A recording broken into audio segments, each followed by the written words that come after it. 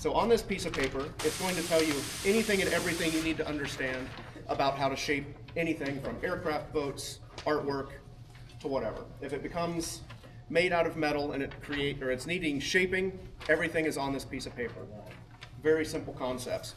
So what you guys are here for is we're going to talk about all of the principles in metal shaping, and then we're going to break that down into even smaller sections. So you can do 5 things in sheet metal shaping. You can shrink it, stretch it, cut it, bend it, and weld it. We're not really talking about cutting, and we're not really talking about welding.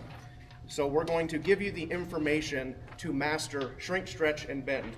So Noah's talked about it, Christian talked about it, Jared talked about it, and Nick talked about it. It's all the same stuff. We just have multiple ways of getting there and understanding it. So if you look at the sheet, we're going to talk about shrinking and stretching. That is shape. When you interject shape into a panel, you're changing the material thickness and you're changing the surface area. So when you shrink it, the metal's going to get thicker. You're going to reduce your surface area. When you stretch it, the metal's going to get thinner and you're going to increase your surface area. Very simple concept overall. It's not easily done or undone. Bending or form or arrangement, bend it over your knee, bend it over a former, easily done and undone. That is everything you need to know about shaping metal. Just how you put one set to the other is where it gets a little bit more complicated. And we've talked a little bit about radial stretch, linear stretch, and I'm going to dive into that a little bit more so you understand exactly what's happening. So when we are radial stretching, like Nick did with kind of blending and planishing, your top die is going to come down, strike the lower die. That force is going to expand in every direction all at once. So radial, it spreads out from the center equally in all directions. That's what allows you to go left, right, forward, back, diagonal, figure eight, because it's all spreading out the same. You're not fighting one direction versus another. Linear, like when he did the reverse coming off of the fender, you have a line die, whether that be in the power hammer, the edge of a table, a hammer and dolly. So this is our line. The material is going to take the path of least resistance. Our die comes down, so it's going to spread outward, left and right, from the center of this die. So when you're wheeling something, that is all a linear motion. You have a contact patch at the top, contact patch at the bottom, it squeezes outward. So linear is usually more of a tension base when it comes to wheeling. Everything on the power hammer is going to be more of a relaxed. That's what allows us to really manipulate the form, which is bending.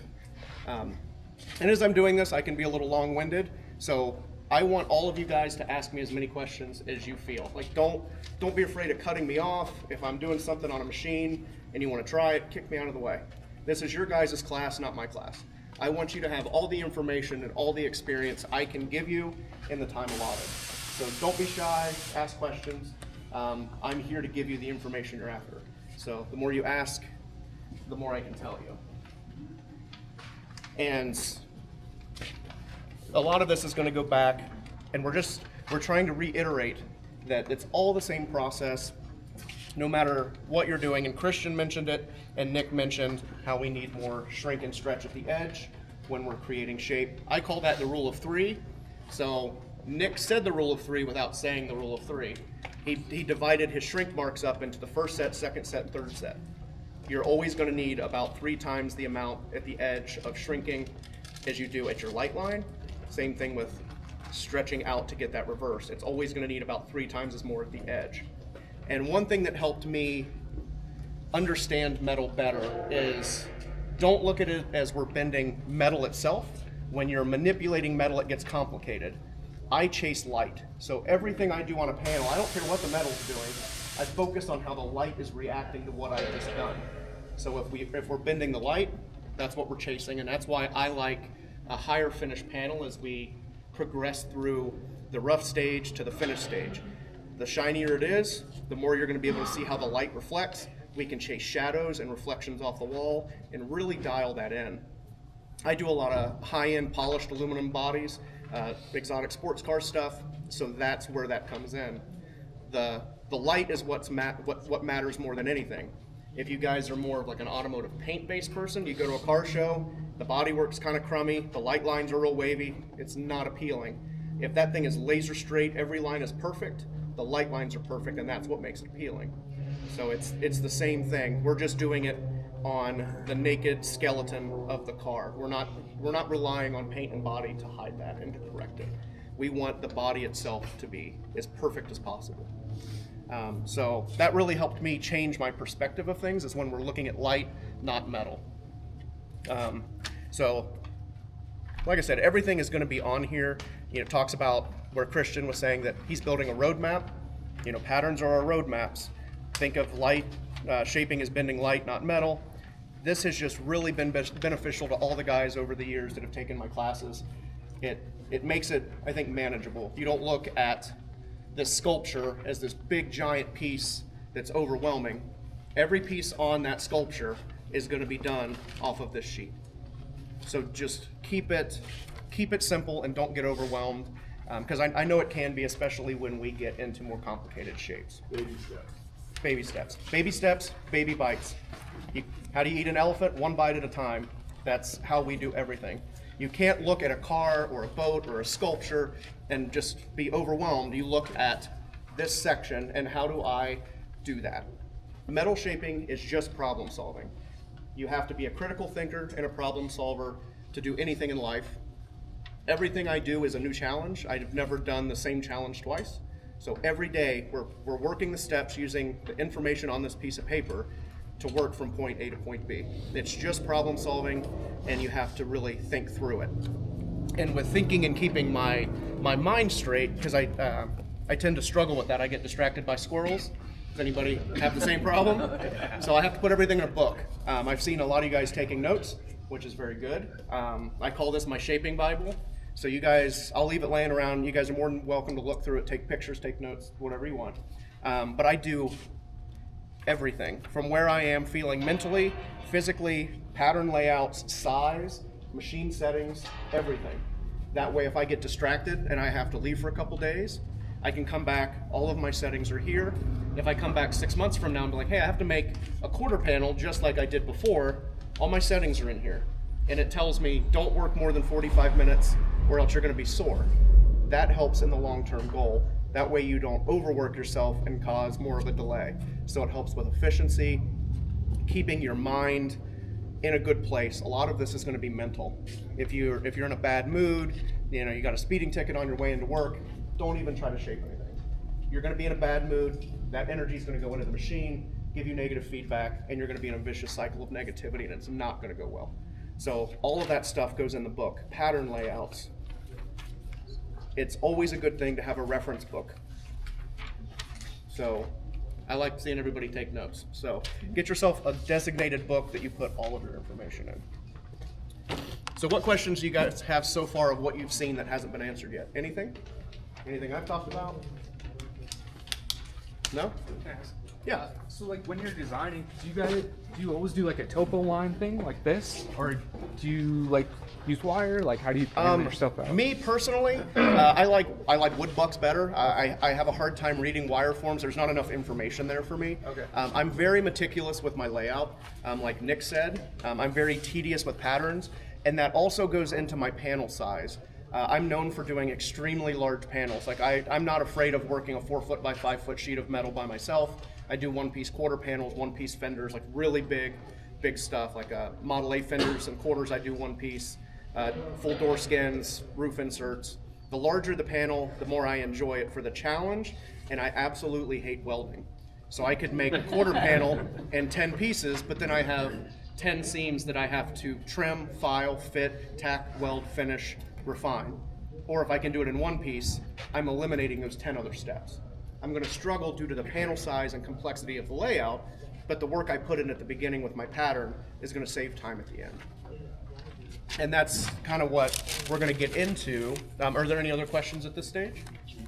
Or the wood buck, you can push the panel down to, figure out where you have to wheel it. You can form it. Well, yes and no. So you're thinking in the form of wheeling. I think in a totally different aspect. Okay. Like I think I heard you say yesterday about a flexible shape pattern, making patterns out of tape. I've seen Ray Shalene doing that, and so for me, those are absolutely useless. Yeah, Because I'm not, they don't show you any shrinking. It's stretch base only. Right. I don't think in that mindset. So everything I'm doing is going to be 99% stretch, and that's going to develop all of our shape through, or 99% shrink. So it's all going to be developed over shrinking the panel over in very little stretch base. So I never have to worry about the panel getting too thin. Everything is going to be shrinking. And that's what we're going to do on our pattern. I do a lot of really big, like mini tub wheel wells, and most of what people do is it'll be a flat plane, they'll turn the edge, and then they'll weld a flat leg off. I like to put a nice clean radius in it, and I'll do those in one piece. So it'll be usually a 14 to 18 inch leg that I'm going to shrink over to a 90, and then we'll calculate what the radius goes into. And Nick was talking about how we calculate a turn radius. I'm not very good in math, so it took a while to figure out how to do that. And that is going to be laid out kind of with our pattern. So this is how I pattern everything. It's all going to be white auto body masking paper, very similar to how Christian does his. I'm just a lot more tedious with it. I don't like the looseness. Looseness for me leaves variation, and it's not as easily repeatable. I like everything to be 100% repeatable. That way I don't run into, well, it could be this or maybe it could be that, because your mind is going to trick you to go down the wrong path. If you take out all of the margins of error possible, it's going to narrow all of that down and make it easily repeatable every time. So this was a wheel weld that I'd made. This is our flat plane surface, and then we pull this over to a 90. So all of our shrink marks are here, just like the wrinkles Christian put in, and they're laid out. And I based it on the center line of our radius. And this was, I think, a 1 7/8 radius. So then what I did to calculate where the start of the shrink is, so to get our radius, it's a flat plane up. We have a start where our light is going to begin to bend. Then our light is going to continue to bend through the center of our radius, and it's going to stop bending at the end. So we have a start, center, and end of our radius. So to calculate how that is we're going to take the radius that we want, multiply that times 2. That's going to give us our diameter. And then we'll multiply that times pi, 3.14. That'll give us our circumference of the radius, which is 7.065. And then we'll divide that by 4, which will break that back into 4 equal quadrants, which will give us our arc length of the radius we want. So the beginning of our arc length is a start. The end is the end of our arc length. And then we divide that in half and gets us the center. So as we come in and shrink, our first set of shrinks here, where the blue arrows are, will be the start of our radius. The red will be the center of our radius, and the black will be the end. So we're going to come in, do our first set to that. It's going to pull it over. Our second set, pull it over. Our third set, pull it over again. And then we'll continue to shrink to the end of our arc length. And that's going to continue to pull that to a straight 90.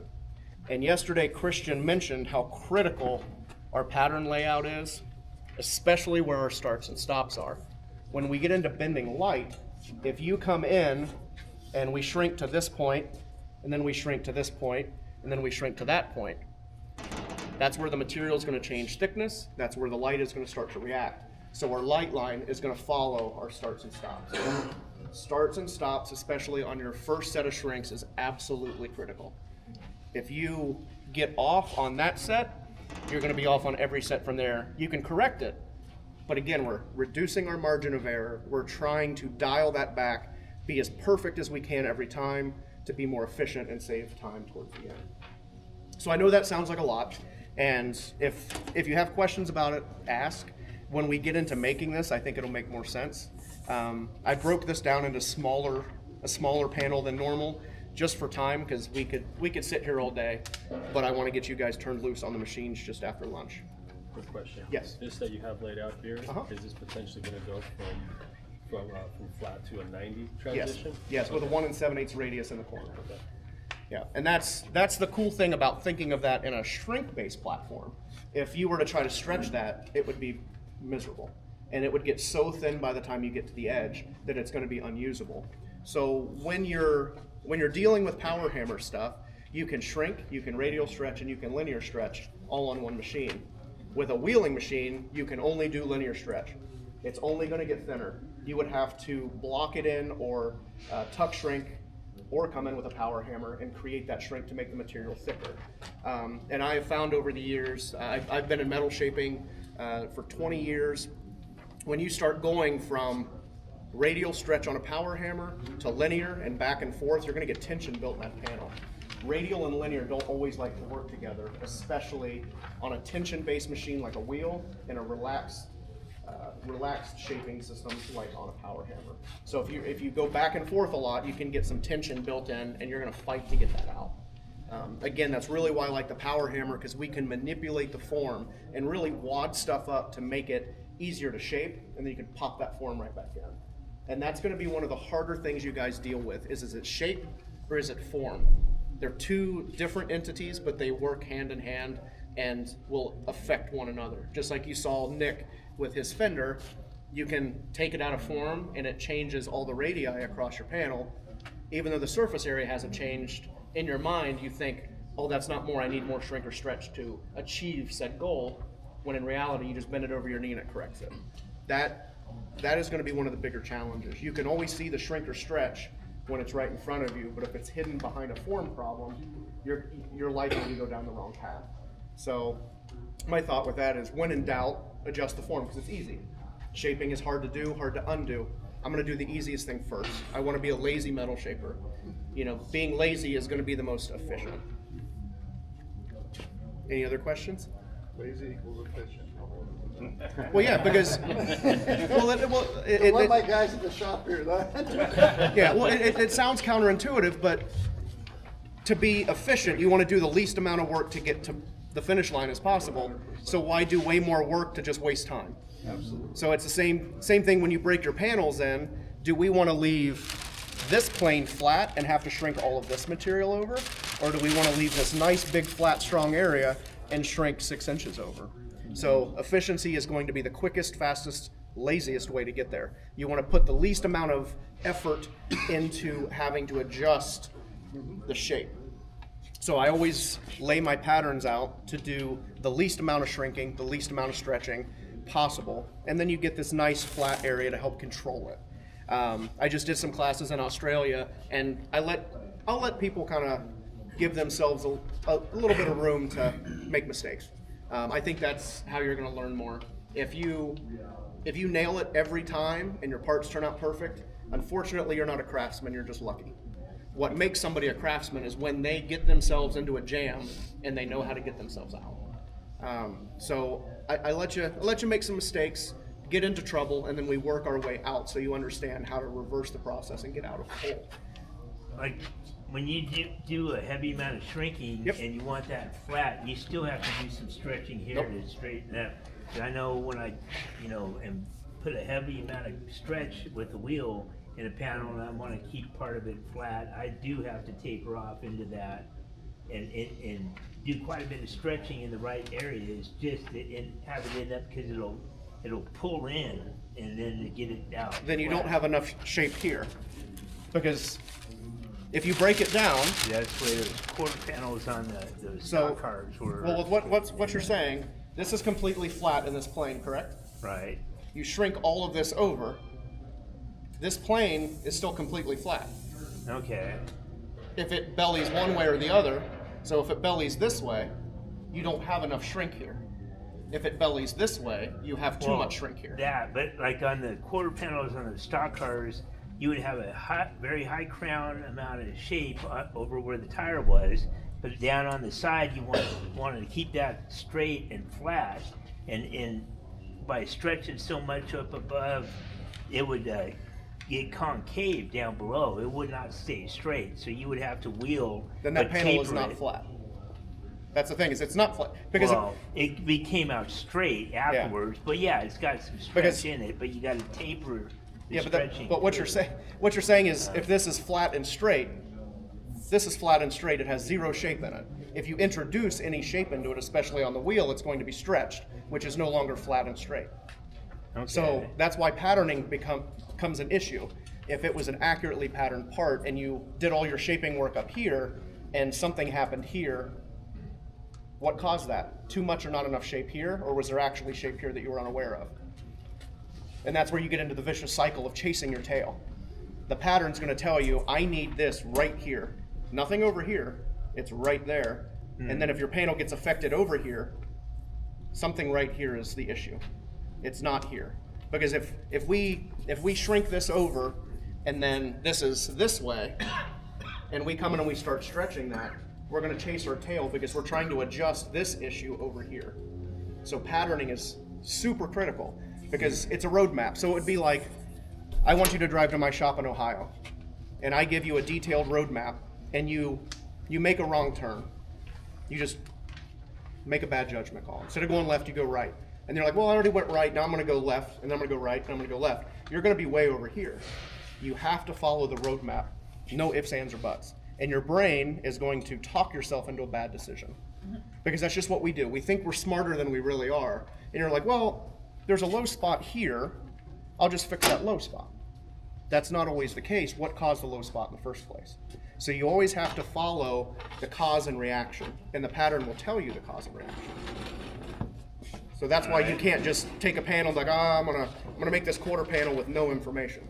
How do you get from A to B? It has to have that information and understanding of this is why this was created, and this is how this shape fights this profile over here. Well, you know, when I had gotten a set of those shrinking dies for my Pomax machine, and later on I started the way those quarter panels were, rather than wheeling and stretching up that area, I would shrink that area down, and then I wouldn't have to blend the shape throughout so much, you know, throughout the rest of the panel to control what I needed.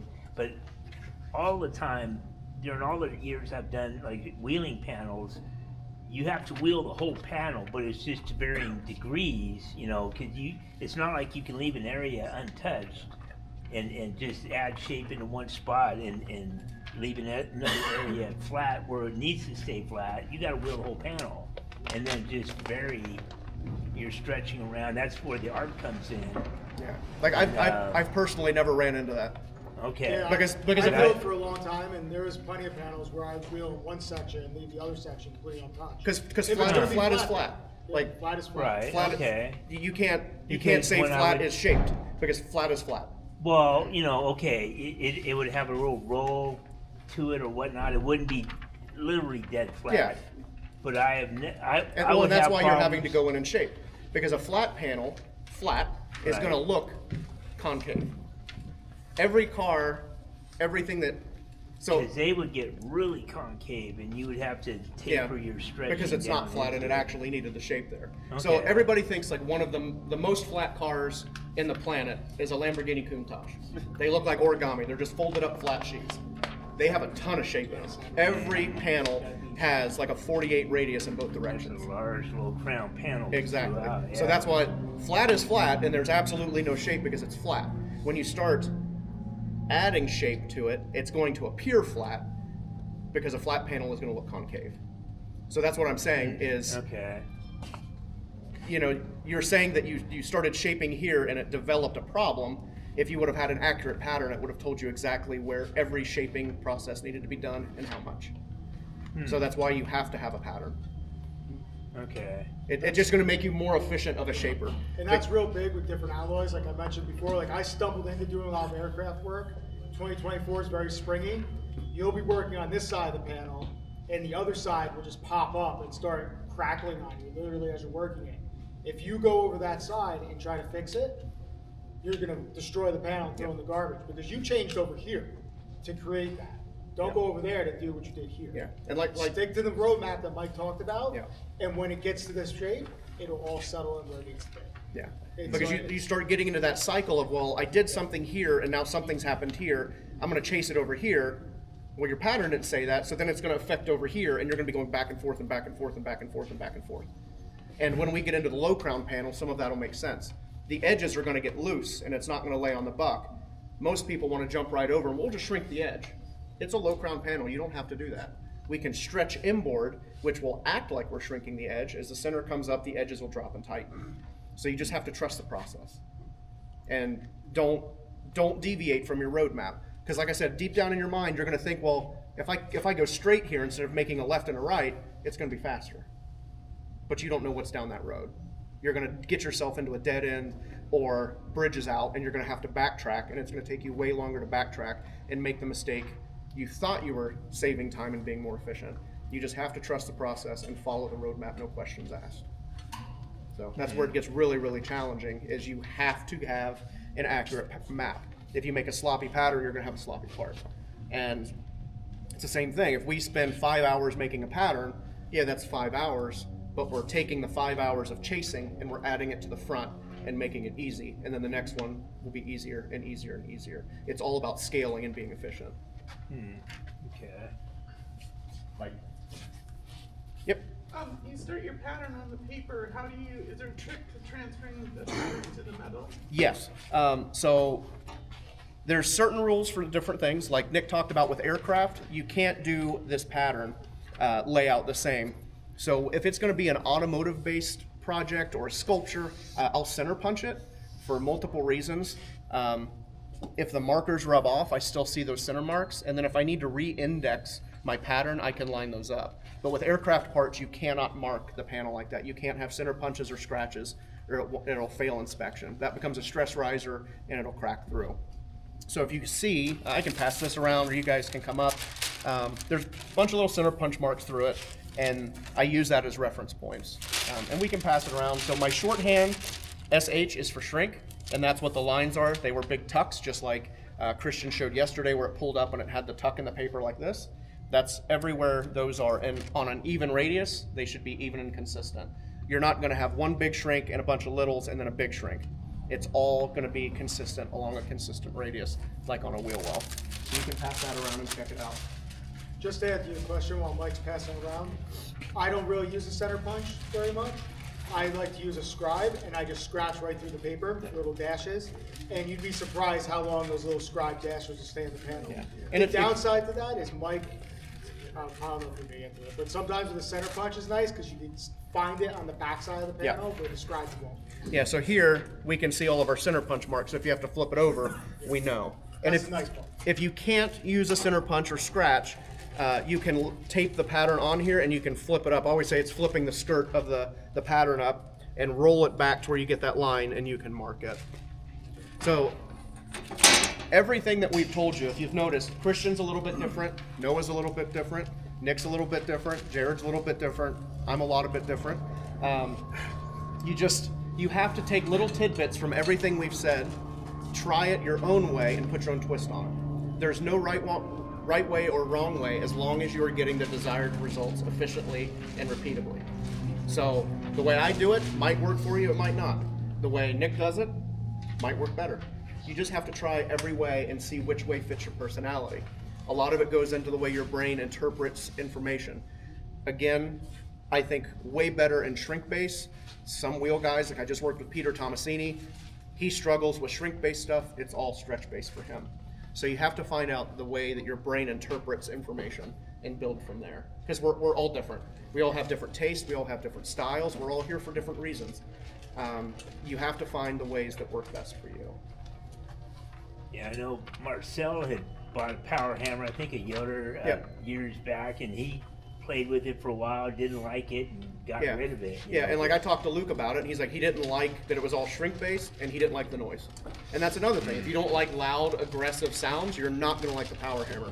Like Nick was being very conservative with running it. My hammer is almost twice as big as that one, twice as loud, and it's loud, aggressive, violent, and some people just don't like that. Yeah. I think it shakes the Yeah. Yeah, like my wife will show up and she can't hear it. She'll get out of the car in the driveway and she'll put her feet on the ground and she'll know I'm hammered. She can feel it out in the driveway. It's a different thing, and it has to fit your personality. I always say, and I've gotten some crap for it because people like different music, but if you're a smooth jazz, classical music guy, you're gonna lean more towards the wheel. You like that peaceful, smooth, quiet. If you're a Norwegian black metal guy, you're gonna be a hammer guy because you like that loud, aggressive violence. It's just different. Or if you have your neighbors who can get you kicked out, Yeah. you may be a wheel guy. Exactly. There's just a lot that goes into it. And like, I'm not a super aggressive, violent person, but I like how quick, efficient, and aggressive I can be with a panel. The most rewarding thing to me is you take this panel, which to a lot of people, it's like, man, it looks like hammered dog shit. You can't fix that. I like taking the panel that is so beat up and destroyed And 90% of the people that see it's like, that's going in the garbage. And then you turn it into a mirrored piece, and it's like the most rewarding thing ever. You know, you take something that's unfixable to the masses, and you make something beautiful out of it. So I like that aspect of it. With a wheel, you're always chasing the shape and the form, and it's usually not beat up like this because you can't get it back. So that's why this fits my personality. I understand it better, I like the process better, and it just flows from my mind through my hands easier. Quick question